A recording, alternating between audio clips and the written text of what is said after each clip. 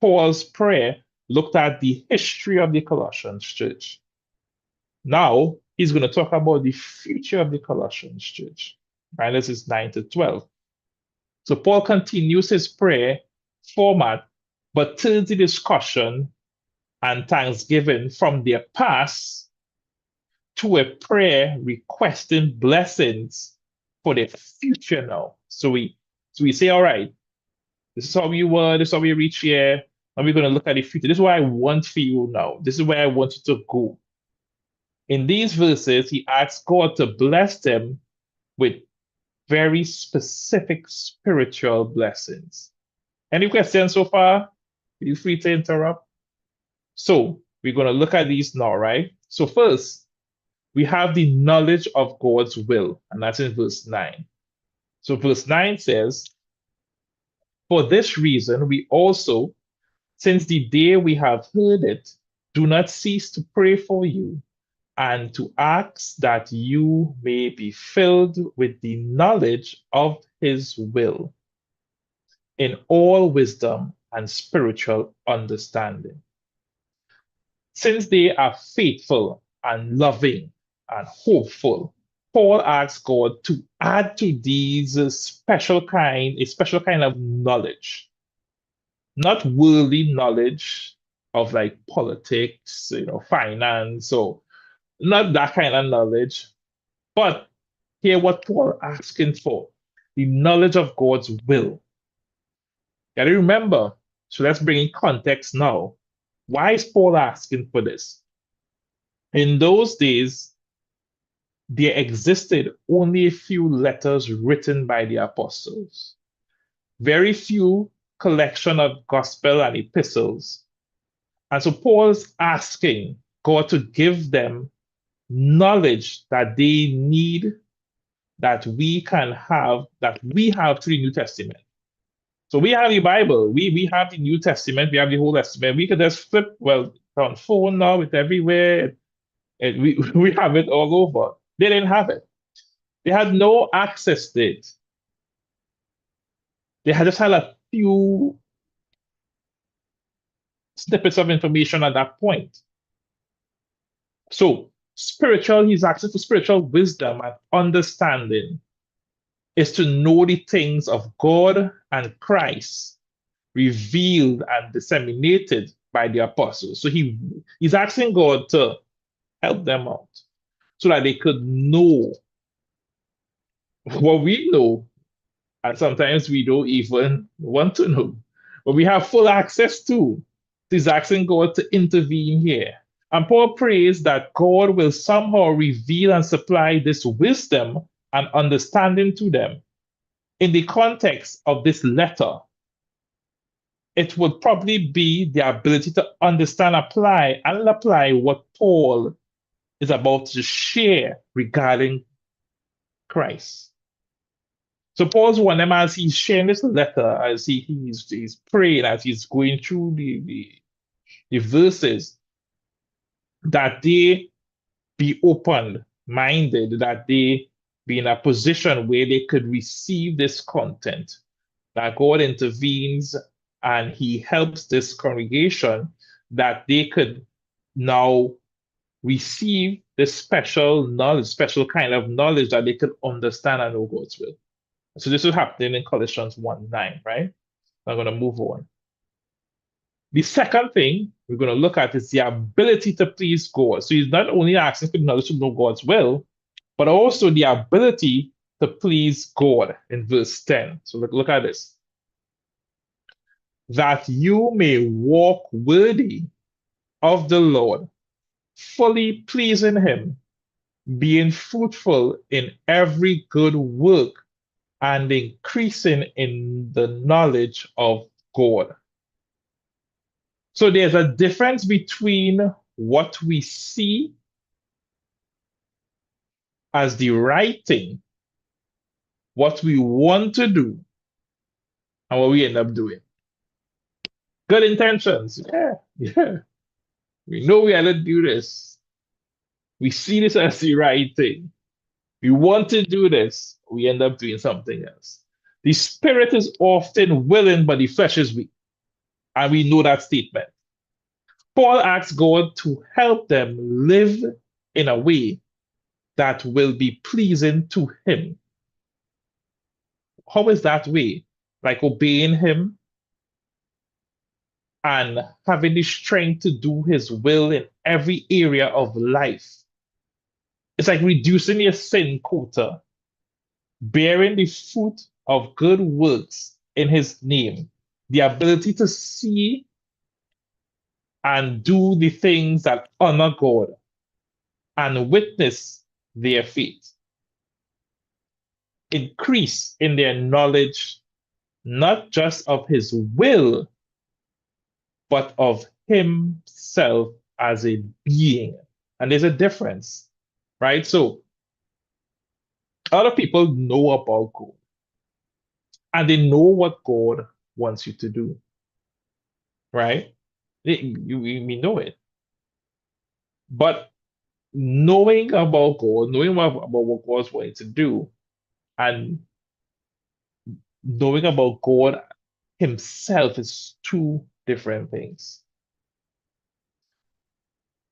So he wants them to not only know what to do, but experience God on a full level. And that is still linked back to the gospel because of what Christ would have done into their life. So when you now apply what Christ would have done, that good news to your life, now you now experience God differently, not just seeing God as a restrictor, but seeing me or seeing them as living up now or striving because of what you would have done for them. So it's to experience God differently, not just see rules, right? But to see grace and to see move from I have to I want to, as I always mentioned that. So they do not have the resources to do these things even if they wanted to. So Paul asks God to intervene and provide whatever is necessary to obey him, to grow in him, and to know him personally. He prays for their increased knowledge and ability. So God, you just really need to help these people. They don't have the resources they need.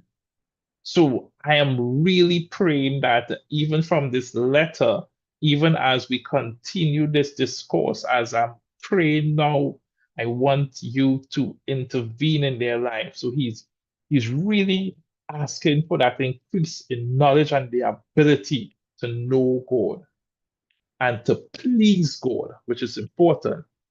And he's also asking for increased power, verse 11a. So, right?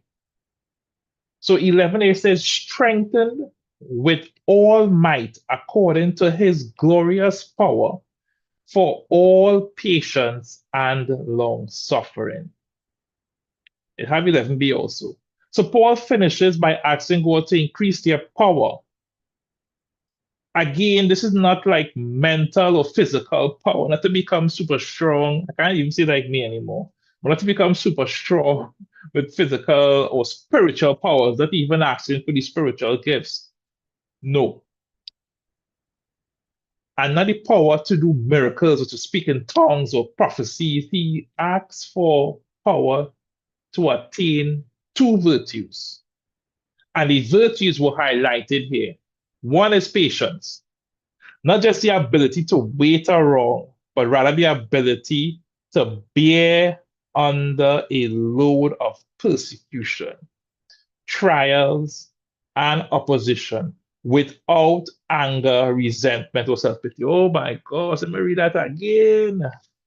Let me read that again. Because for some people, I always tell Diana that my hospital full. My hospital full. Patients, they're running out. They're running out right now. They're full. So not just the ability to wait around. You know, you're on a date and she running late and you're waiting. Well, normally I might be the one running late, but not that we're talking about here. But rather the ability to bear under a load of persecution, trials, and opposition without, key word, without anger, self-resentment, or self-pity. Mm. Yeah, gotta take a deep breath for that one. But he's also asking for steadfastness. And that is the ability to hold out against provocation. Oh my gosh. One who is not ruled by temper or passion, but rather by love, by faith, by hope. They are being tested in their congregation, and Paul calls upon God to increase their knowledge, their spiritual abilities, and their spiritual power to resist quitting, giving up, or divisiveness. So this is what Paul is praying for now. A lot could happen. Tempers could be flaring, you could get in your skin, but let's approach it. Don't forget, with love, we have faith in Jesus Christ. We have the hope. We have the gospel that introduces us to these things. And he's asking that God intervenes and he helps them so that they wouldn't be divided and they wouldn't give up. And finally, he prays that they have a joyful attitude. So that's 11b, 12. So look at this one. So amongst all of the things that he asks for, do it with joy. So with joy. That's 11b, with joy. So all of those things, let's do it with joy. Giving thanks to the Father who has qualified us to be partakers of the inheritance of the saints in the light. Keyword light. Light will be Paul transitioning into later on. But let's focus on it with joy. Along with all of these, he prays that they can exercise their spiritual virtues with an attitude of joy and thanksgiving despite their difficulties. Oh my gosh. Despite contextually now what is happening in that church, they can do it with joy and thanksgiving.